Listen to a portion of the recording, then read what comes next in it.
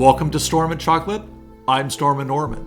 Today's song is number 26, Black Delilah by Patric O'Hearn.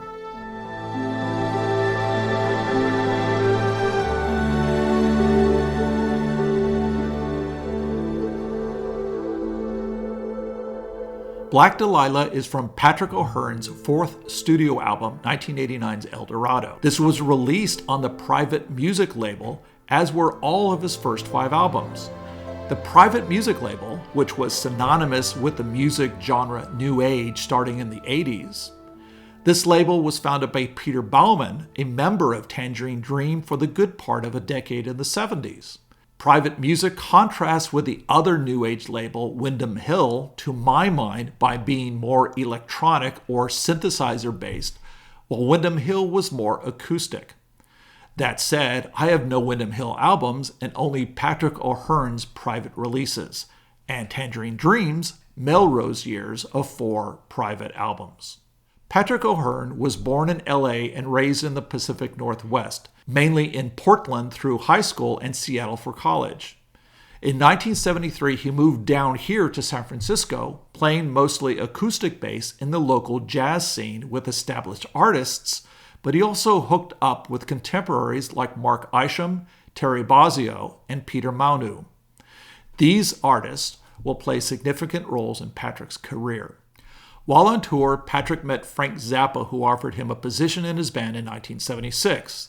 This was during one of Frank's turbulent periods where, because of various lawsuits with management and labels, the only income he could rely on was from touring. Therefore, he toured extensively, but with pared-down, more rock-oriented bands instead of the stage-filling ensemble that was the mothers of invention.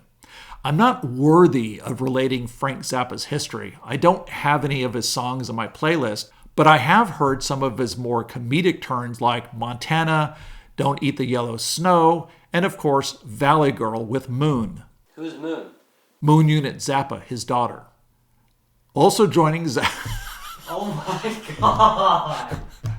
You were laughing, and it was too soon. Also joining Zappa in the mid-70s was drummer Terry Bozzio, mentioned earlier, but who was released by Zappa in 78.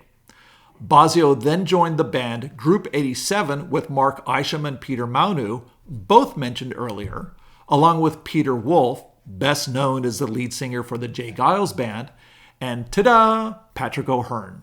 Isn't it Giles? Giles? Jay Giles Band. That sounds gross. That's his name, Jay Giles. The letter J and the name Giles. I thought it was Jay Giles. No, you've oh my God. Bozzio did a brief stint with the band UK to round out the 70s, and then created his own band with his wife Dale, guitarist Warren Cucurullo from Zappa's band, and eventually Patric O'Hearn on bass and Chuck Wilde on keyboards. We'll cover more of Missing Persons when we cover their hits Words and Destination Unknown. Towards the end of Missing Persons, Patric took up synthesizers.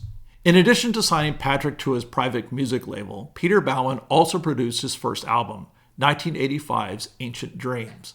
We'll cover 3 of the songs from his debut, along with 5 songs from his second album, which garnered him his first Grammy nomination for Best New Age Performance, and 5 more from his third album. Today's song, Black Delilah, is from his 4th album and will be accompanied by 5 other songs on this list, making it the overachiever at 6 songs from one album.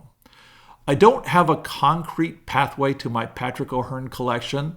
At some point in the 90s, my wife and I spent some time in Vegas and attended the Cirque du Soleil show Mystery, which would have been sometime after 1993 when the show started. And I loved the music, and I've loved the music for the half dozen other shows I've seen.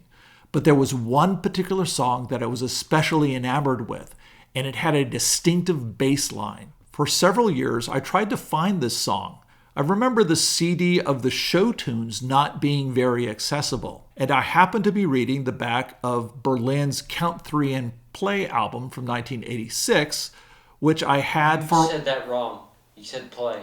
I remember I heard pray. And I happened to be reading the back of Berlin's Count 3 and Pray from 1986, which I had had for a while, and it credited Patric O'Hearn playing fretless bass on the song Pink and Velvet. Well, I decided to dip my toe into the waters. By the start of 1995, Patric had 5 CDs released, so I got them all, and they were wonderful, distinctly different from Tangerine Dream, which were very much sequencer-based, but Patric's songs were more organic with more world instrument compositions. And I did find a song in the mix that strongly reminded me of Mystery, today's song, Black Delilah. This song reminds me of another Patric O'Hearn song that has a memorable bass, the other song being Let Truth Prevail from Metaphor, which I'll cover in the future. But if you've got a great low end in your system and you just can't wait, go ahead and listen to it. Delilah starts with bass and then takes it lower. I don't know if it's a fretless bass that he's known for, but it's paired with what sounds like bass toms. Not a kick drum per se, but it could be electronic drums that trigger low notes. After about half a minute, we get a group of synths coming as a kind of annunciation. It's this sequence that made me think cinematically in the guise of Cirque du Soleil, where a solitary marching drummer comes into the light on stage accompanied by electric bass up in the wings where the band is located.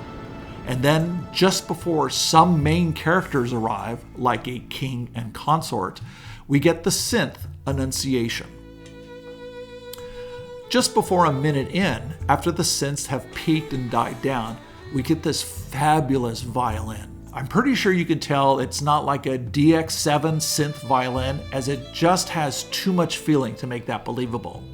The album credits 2 violinists, Peter Maunu, whom we're all familiar with now, and Farid Farhad. And to make a wholly uninformed guess, I think it might be Farid.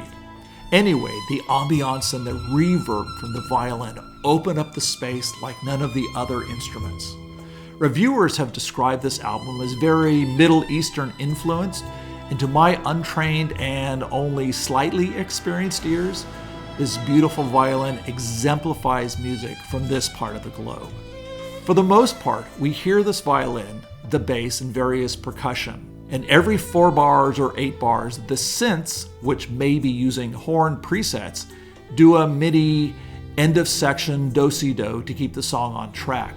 Listening intently to the song to try to characterize what the bass is doing, because it is only second banana to the violin, it struck me that he seems to be playing whatever he wants, keeping inside the constraints of the song's structure, but it does sound kind of jazzy in that there's some improvisation.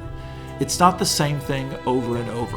Halfway through the song, there's what I'm going to call a bridge between the 2 halves, where we get a pinging electric piano within the swelling synths, and after it quiets down, we just hear the bass and percussion for about 10 seconds until the violin starts to sneak in with the 8-bar synth section, and then we get a second bridge, and then 40 seconds of outro. And again, it sounds less like a song and more like a soundtrack.